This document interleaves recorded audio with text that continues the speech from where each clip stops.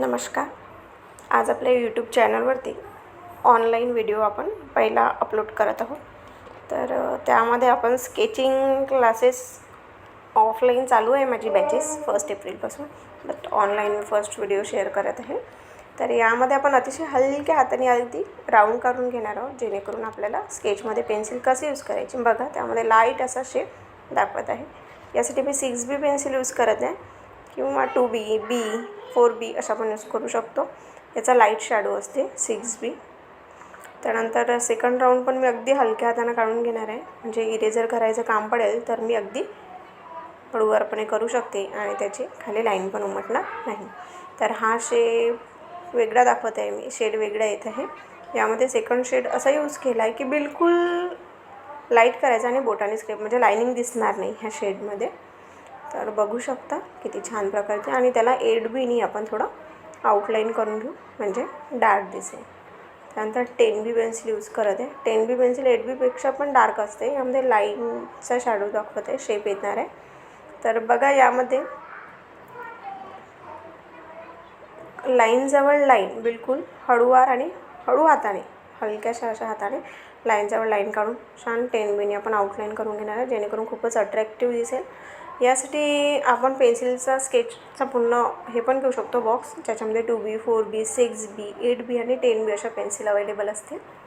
तर बघा, अगदी पेन्सिल आपली स्टँडिंगला पकडायची, आपल्याला पूर्ण स्टँडिंग पोझिशनला, आणि राऊंड करायचे सर्कल, जेणेकरून पेन्सिलचं जो बार आहे तो पेजवर पडणार नाही आणि मागच्या साईडला पण ते उमटणार नाही. स्केचमध्ये पेन्सिल कशा प्रकारे यूज करायची आणि त्याचे शेप कसे द्यायचे, कशा प्रकारे त्याचा शेड द्यायचा हे खूप इम्पॉर्टंट असते. त्यासाठी आपण वेगवेगळ्या प्रकारचे शेप बघणार आहोत.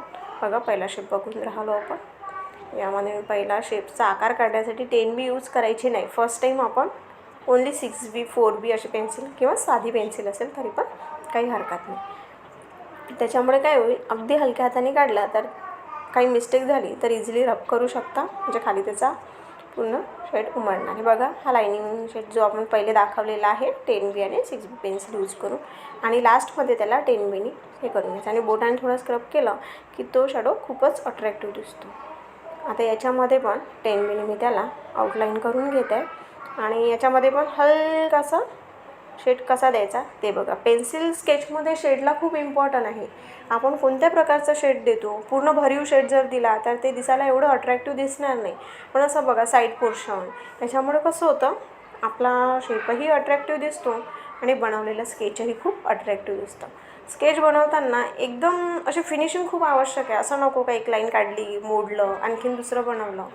याच्यामुळे काय होईल की बनवलेलं ते पेजवर उमटलेलं राहील, आणि सेकंड टाईम किती काही फिनिशिंग तुम्ही आणली तर ते दिसायला अट्रॅक्टिव्ह दिसणार नाही. बघा, यामध्ये सुद्धा किती छान प्रकारे आपली फिनिशिंग दिसत आहे. हे शेड आपण याच्यासाठी वेगवेगळे शेप यूज करत आहोत की हे वेगवेगळ्या शेपमुळे काय होईल ना, की आपली प्रॅक्टिसही होऊन जाईल, आणि पुढे चालून आपल्याला जेव्हा आपण आपलं स्केचिंग स्टार्ट करतो कसा शॅडो द्यायचा हे सुद्धा दिसून येईल. बघा, तिसरा शॅडो दाखवत आहोत आपण. यामध्ये पण लाईनचं शेप घेत आहोत.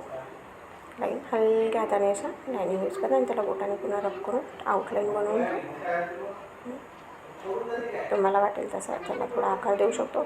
आणि लाईनच्या बाजूला थोडी असं हलका शेप दाखवला की ते एकदम लाईनिंग दिसत नाही. त्याचा थोडा शॅडो पण दाखवून देऊ. शॅडो दाखवताना एकदम लाईट पेन्सिल यूज करायची, हलकीशी पेन्सिल, आणि बोटाने त्याला रब करून घ्यायचं. तर बघा, आपण वेगवेगळ्या प्रकारचे शेड याच्यासाठी बघत आहोत की तुमचीसुद्धा प्रॅक्टिस. आता हा शेड बघा किती चेंज आहे. पहिला आपण लाईनिंगचा बघितला, पण हा लाईनिंगचा नाही येणार आहे.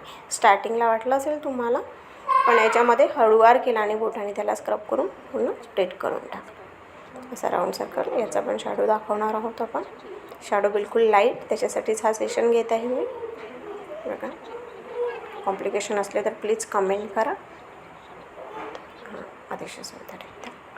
अशा प्रकारे आपले वेगवेगळ्या प्रकारचे शेड तयार होतात. या शेडमध्ये पण आपण वन साईडच त्याचा पूर्ण शेड दाखवू. ह्या शेपमध्ये हा शेप बघा, हा एकदम परफेक्ट आणि एकदम वेगळा दिसून राहिला, कारण की सर्व याच्यामध्ये पण लाईनिंग दिसत आहे, पण ह्या शेडमध्ये आपण लाईनिंग नाही दाखवत आहे. ओन्ली ते पेन्सिलचं घर्षण केल्यासारखं येईल आणि त्याचा हळूवार शॅडो याच्यामध्ये थोडं माझं हे झालेलं. तर बघा किती छान दिसत आहे. आता हा झाला 1 to 5 झाला, आणि 6वा पण शॅडो दाखवत आहे. या शॅडोमध्ये पण तसंच करत आहे मी. बघा अतिशय दाखवते तुम्हाला कशा प्रकारे. पण हे सर्व बनल्यानंतर याला आउटलाईन जर 10 बीने केली तर हे दिसायला अतिशय अट्रॅक्टिव्ह आणि आपलं ड्रॉइंगही खूप छान दिसेल.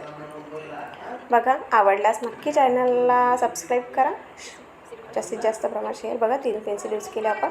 आणि तुम्हाला हवे असेल तर असं तुम्ही सेट पण घेऊ शकता, जेणेकरून तुमचे स्केचमध्ये वेगवेगळ्या पेन्सिल लागेलच आपल्याला, तर ते उपयोगी पडेल. अशा प्रकारे आजचा आपला पहिला दिवस. जास्तीत जास्त लाईक, शेअर, सबस्क्राईब करा.